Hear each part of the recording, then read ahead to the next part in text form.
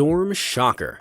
The waves of the North Sea are hardly a laughing matter. Footage captured on an emergency response and rescue vessel from 2016 shows how Storm Gertrude whipped up some stomach-churning waves, with many estimated to be almost 100 feet high.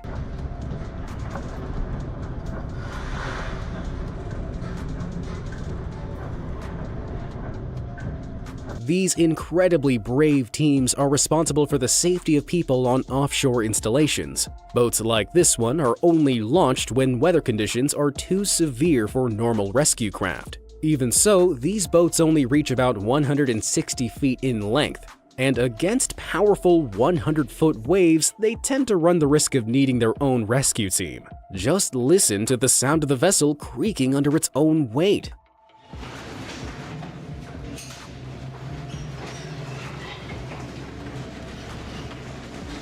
It's amazing that the ship hasn't sunk under the weight of the crew's iron determination.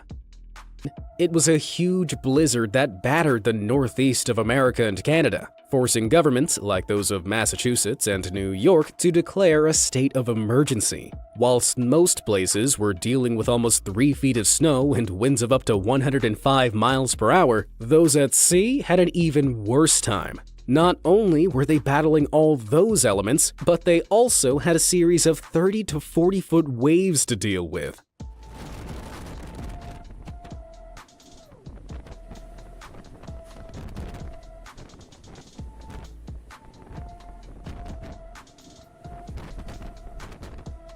Usually, ships like this 748-foot tanker try to avoid high-caliber storms. It prevents the likelihood of them being rolled over by the powerful waves and becoming accidental submarines. But being caught short around 700 miles off the coast of Newfoundland in winds of almost 90 miles per hour clearly gave this captain no choice but to press on.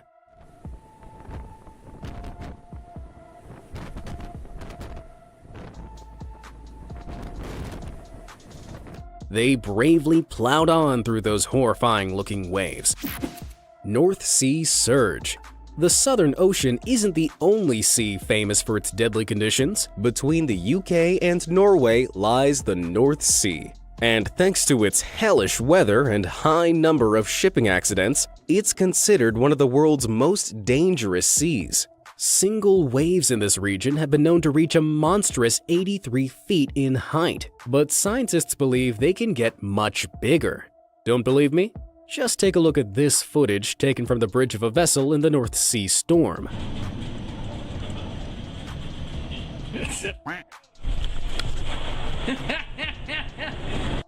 You can hear a Scottish sailor laughing with what can only be described as delirium at such a lucky escape. What is it with sailors laughing at these near-death experiences instead of pooping their pants with fear? Especially when you consider that, according to the British publication The Express, that wave reached a colossal 100 feet in height. Had the ship been any smaller, the force of the water could easily have spelled disaster for them. Oil rig rollers.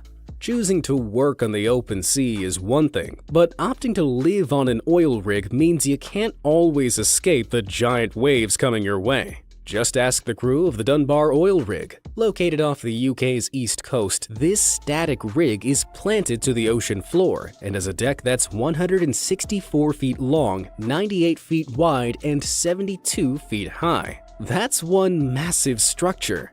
That is, until you compare it to the waves that pummeled it on Christmas Day in 2013.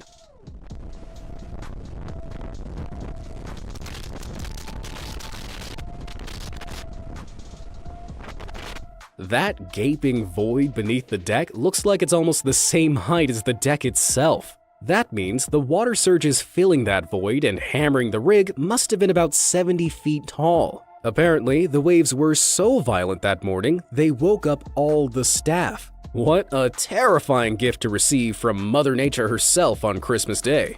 But not all components of oil rig operations are planted to the ocean floor. Take the Bornholm Dolphin, for example, which is a floating accommodation platform around 145 miles east of Scotland. That's right. This semi-submersible accommodation station stays anchored to the spot using an electric and hydraulic mooring winch system. And thank God it does. Aircraft carrier versus typhoon. Seeing ships and surfers getting battered by waves is one thing, but watching an aircraft carrier battle against the giant waves of a typhoon has to be one of the most macho events ever caught on camera. Around 2008, the USS Kitty Hawk was making its way along the North Pacific Ocean when it encountered Typhoon Fengsheng, with winds of 51 miles per hour that whipped up waves around 38 feet high.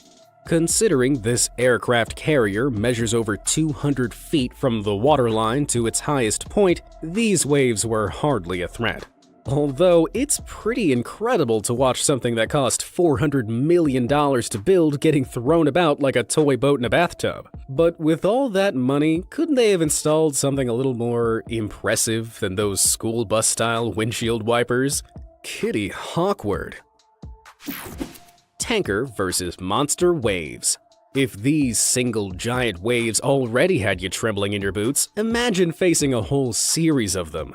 Just take a look at this footage of a small bulk carrier ship, which is a kind of merchant ship, taking on the giant waves of a West African storm.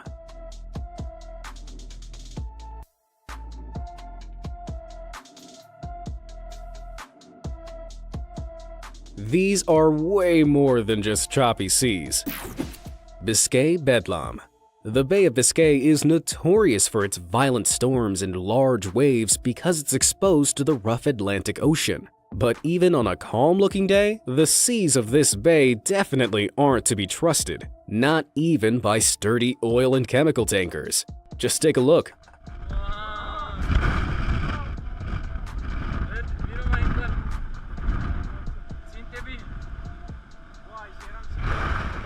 This tanker, called the Pink Coral, was sailing to Rotterdam when it encountered a huge rogue wave that rocked the entire ship from side to side. And that's no small feat, seeing as the Pink Coral is over 100 feet in width. For some perspective, that's almost the same as rocking a Boeing 737 nose to tail. Rogue waves, sometimes called freak or killer waves, are extreme waves whipped up by high winds. These gigantic walls of water can be more than twice the height of the surrounding waves, and as their name suggests, they're almost totally unpredictable. Because if you could foresee such bone-chilling displays of nature, who in their right mind would willingly sail out into them? Not me, that's for sure. Oh. Tsunami Scare. You'd be forgiven for thinking that the power of a massive wave comes only from its height. But footage from the Japanese tsunami of 2011 proves that wrong in a terrifying way. After a magnitude 9.0 earthquake off the coast of Tohoku, the Japanese Coast Guard encountered this behemoth wave just 3.3 miles from the shore. But how could a wall of water that long and high just suddenly appear in the ocean? Well, during the earthquake, the seabed on one side of a fault line had suddenly lifted. This lifted a vast expanse of water along with it, called a tsunami front. According to the estimates of the panicked Coast Guards, this particular front was some 30 feet tall, leaving them with no choice but to try and get over it.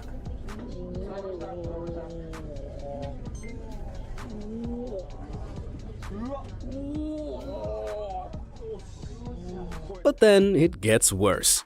A second wave was suddenly reported less than 1.5 miles from their location. As the earthquake continued to jolt the seabed, it sent out another tsunami front. But this one was apparently even bigger than the one before. To some, big waves mean big adventure. But if you're anything like me, something like this, or this, makes you feel seasick. There are places all around the globe renowned for their gigantic waves, and only the most skilled, brave, and crazy people in the world have the guts to try and conquer them. But the cleverest also make sure to get it on camera.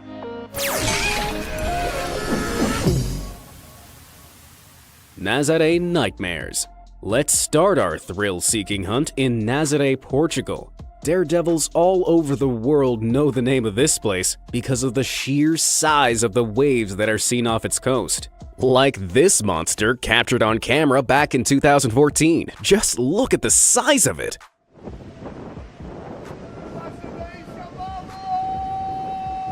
But there's actually a lot more going on beneath the water. You see, underneath the surf lies Nazare Canyon, an undersea canyon which has a maximum depth of about 16,000 feet. Normally, when waves travel towards a shore, they're slowed down as the bottom of the ocean gets shallower. But in Nazare, the canyon causes the water to get incredibly deep before it's approached to shore, resulting in waves that climb really big really suddenly.